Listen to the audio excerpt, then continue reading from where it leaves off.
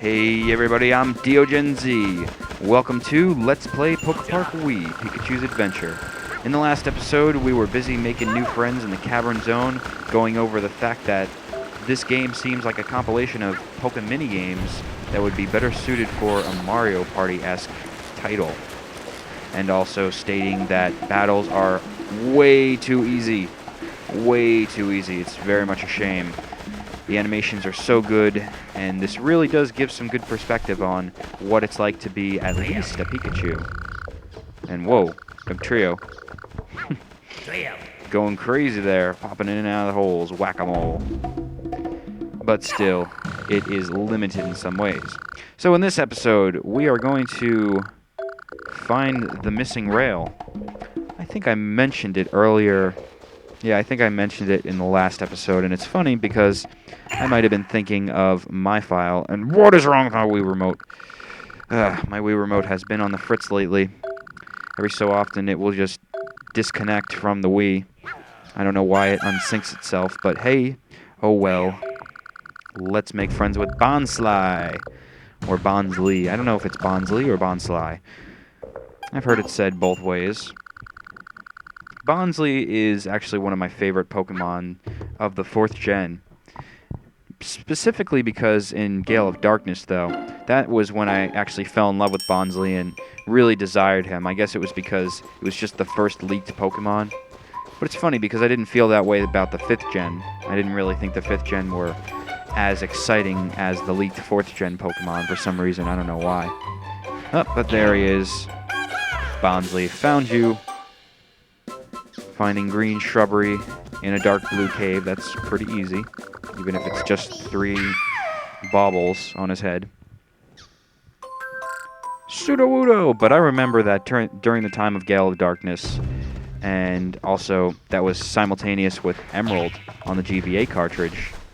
I was trying to breed my Sudowoodo, thinking, maybe somehow there's hidden code, like Bonsly's already in Emerald. I don't know, it was some funny, crazed notion of nonsensicalness that I had, but it never happened. But in the 4th gen, I finally got to witness and capture myself, my very own Bonsly, and I was so happy. And these fake trees, they definitely like to play hide and seek. Guess they're testing their cloaking abilities. I guess if you think about it, Sudowoodo and Bonsly, I mean, think about it. Sly, right in the name. They're ninja Pokemon. They're not really fake trees, but they're ninjas. Okay, well, we already found you, Bonsly. Sudowoodo, where be you? Oh.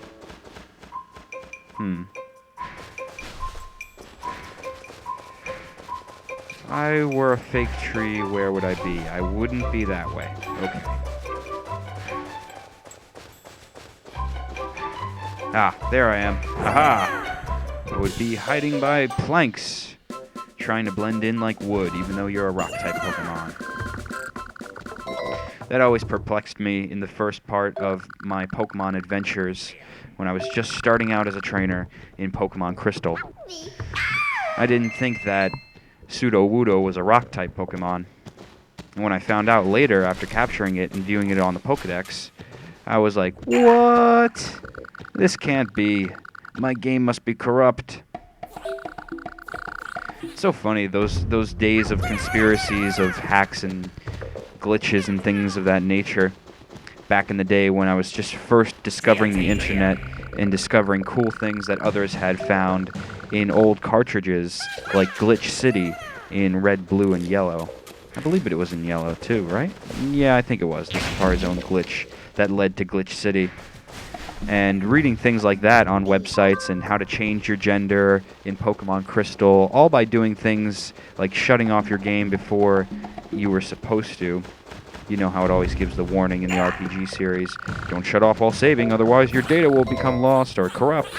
And I witnessed people through videos and snapshot tutorials doing that and getting all these crazy results. So as a kid, I would just kind of conceive what could happen, you know, and fantasize what possible glitches could lead to what hidden code.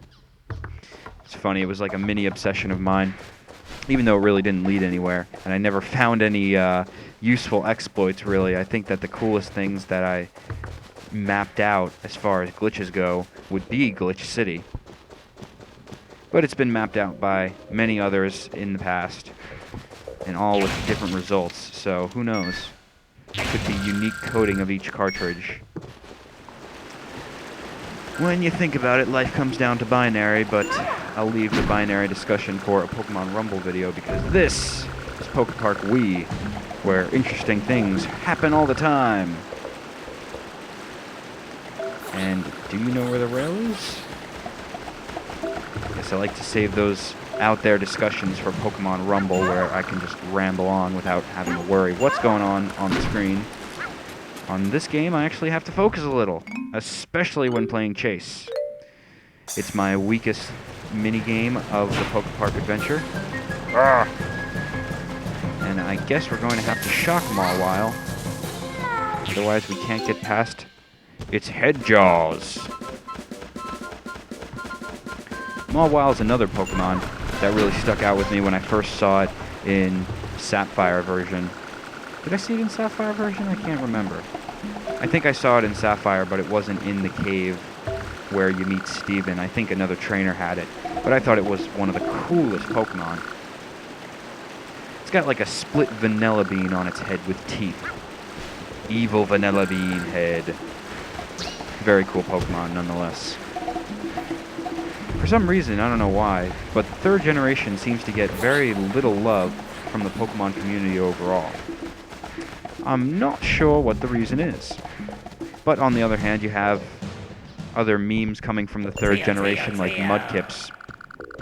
And I'll be honest with you, I don't even know what the meme is all about. I don't follow those things. It's like you guys said with one of my past episodes of PokePark, when Vladimir sent me that Russian guy, that, the Trollolol guy. And people were stating that that was a meme that was already out for 2 years already. I don't follow that kind of thing. So I don't know what "do you like Mudkips" means, actually. Hey, if you care to, you could PM and tell me what it's all about, but whatever. So I suppose the third gen wasn't hated all that much. Nope, can't run up those planks. Yeah, the environment may be pretty to look at, but there's little you can do in it. The most amusing thing you can do in PokePark, I think, is just dash into Pokemon as you're going by.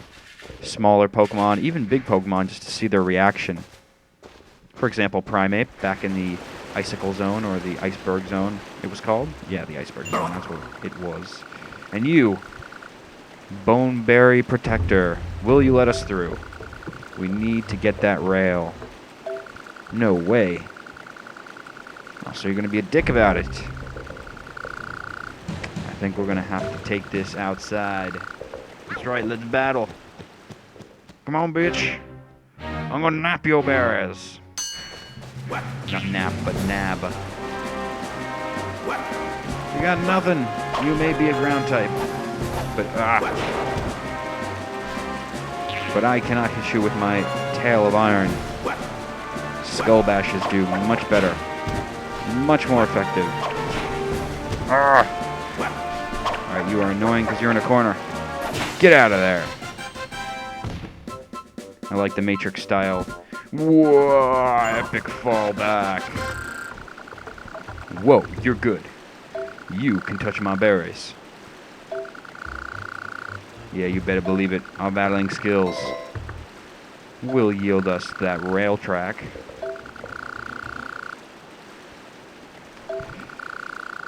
Yeah, hopefully, if we give Snorlax a big berry, he'll become friends with us. I think he's taken it quite personal that we keep using Thunderbolt on him. But he doesn't know that I'm a dick, and I run into all the Pokemon in PokePark. I dash into him, I Thunder Shock him, because that's the most interaction you can do with the environment. A bunch of mini-games scattered throughout a large overworld that looks very, very pretty. This could be best described as PokePark League. I've said this before, but I'm going to say it again as we progress more throughout this game and I kind of see it for what it actually is. I look at some of my past episodes of this Let's Play, and I think that I'm maybe a little too overzealous about it. And I was very excited in the beginning, thinking that, oh, things are going to get tougher, things are going to get harder, and the game's going to progress in a nice way. It's going to feel like I'm actually doing something other than going throughout this large overworld and doing a bunch of little mini-games.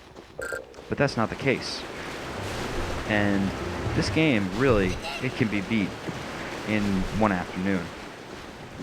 So I wouldn't actually recommend buying it, which, you know, if you cross-reference it with some of the earlier episodes of this Let's Play that I did, it won't match up.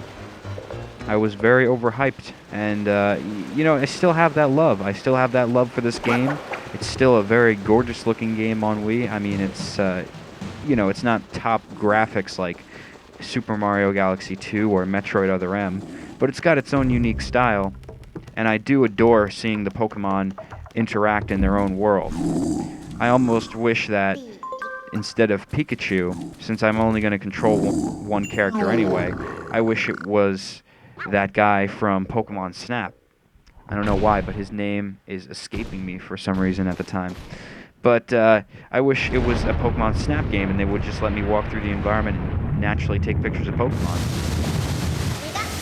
It's cool that they give you that option, and I don't really show it off often in this Let's Play, but that's because it's a Let's Play and I'm trying to keep all the action fast-paced and moving along so you guys can follow along in your own games, and if you're stuck anywhere, you'll know what to do next. Just watch old DeoGenZ do it. So I don't use that feature very often, but it is cool. And in your own game, if you did buy this game, or even if you rented it, just to get screenshots or capture shots, I'm lucky because with the HD PVR I have, the Hopog or Hoppage, I can get captures anytime I want.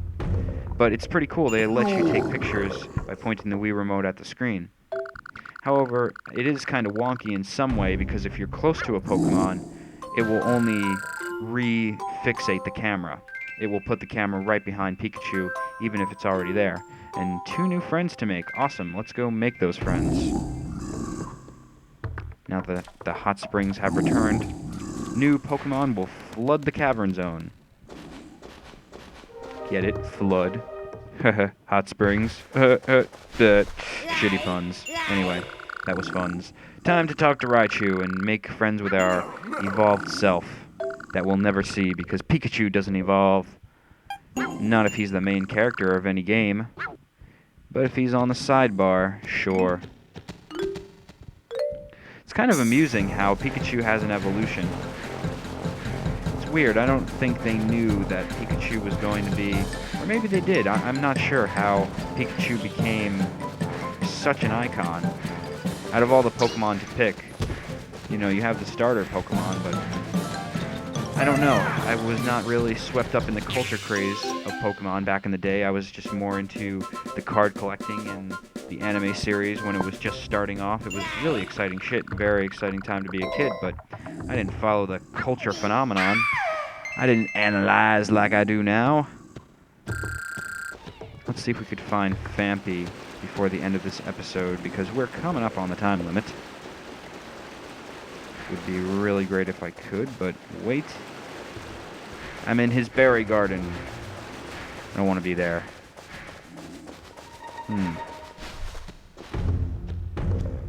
Quick, Phanpy, what is your skill game?